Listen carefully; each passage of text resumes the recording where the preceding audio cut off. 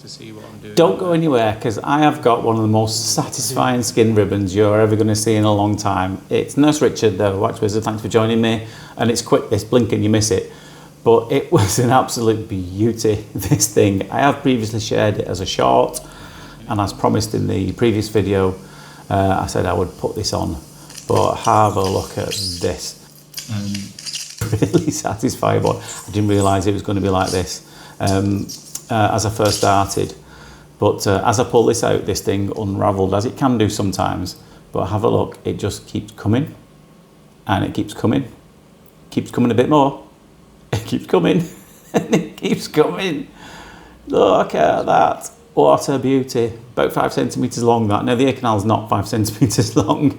Considerably shorter than that, about half. But obviously, as this skin has been in there, it's kind of folded over itself like kind of a concertina. There it is. And as I pulled it, it's unravelled and stretched out. But I always find it really satisfying when we see one like that. And I know, in fact, I had him in my head. This is Reese from Audiology Associates. As I was taking that out, I thought, oh, you would love this. And I could just hear him in my head as I was pulling it out saying, look, look, look, look, look, look, look. So if you're watching, I don't know if you are, but if you are, I hope you enjoyed that one. That one was dedicated to you. This next one here, there's just another 2 ears from the same patient in this one.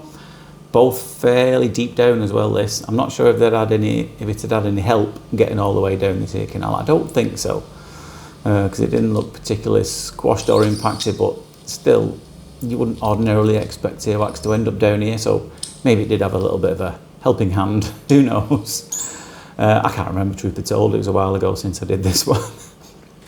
I started with, they're both very different. She only thought she had a problem in one ear, which was this one. So she'd oiled it really well, as you can see. So I've started using the fine end with this because A, it's quieter. It's easier to see in the ear canal because it's smaller, so you've got a bit more wiggle room, so to speak. Sometimes it does take a bit longer, but I find, especially when it's this deep, you stick the full-size tube in down here, it can startle some people, as it'll make it like an instant type noise, and it can make some people jump. And don't want anybody jumping when I've got 2 sharp metal implements inside the ear. It's not ideal. But this one, it came out really nicely, this. Especially a bit at the end of this as well. It's a beautiful little ring that you'll see after I remove it all. And again, it came out in a way that I've not seen one come out actually before. It was really satisfying.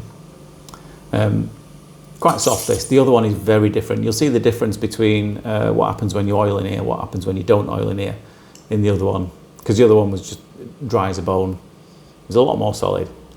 Actually, probably a little easier to take out anyway. So have a look just here. See in the top left-hand corner there. Ordinarily, I wouldn't be too mithered about that, but I thought it might be quite hardened.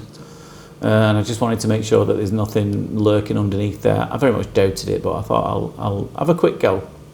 And can you see the little ring that's attached to it? You can't see all of it at the moment, but it goes right around the bottom of the ear canal. And I wouldn't have gone in for that because it's insignificant, but have a look. The whole thing just starts to peel off like that. The little rings coming away with it. Isn't that nice? Really enjoyed that. It's very satisfying when things go well like that. Doesn't happen often. Ears are sent to test us, but when things like that happen, it's a right treat. It is. So here's the other one, and you can again clearly see the difference, can't you, between what happens when you put oil in and when you don't put oil in. It was easier in the fact that it stayed in one piece, apart from this little first bit. It stayed in one piece, but someone asked me, would you prefer an ear to be oiled or would you prefer it not to be oiled? It really depends, to be honest. It really varies. Sometimes it makes it harder. Other times it makes it easier. Both of these were fairly straightforward procedures. But it meant with this one I could use the full-size tube in it, and it got a little bit stuck. But the chances are it usually stays together in one piece when it hasn't been oiled. So unless it's a really hard like brick, it's often easier without oil, you find.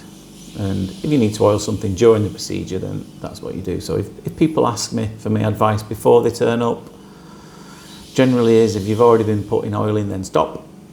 If you haven't been putting oil in, then maybe just 2 days, 2 or 3 days, unless there's any signs of any, if they're getting any symptoms of any infection.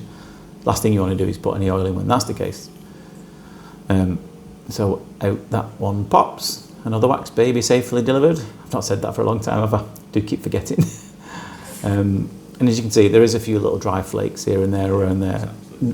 Absolutely not worth entertaining getting those. She wouldn't thank me for catching the inside of her ear there just to get something out, just because it looks good on the video. It really doesn't make any difference to her.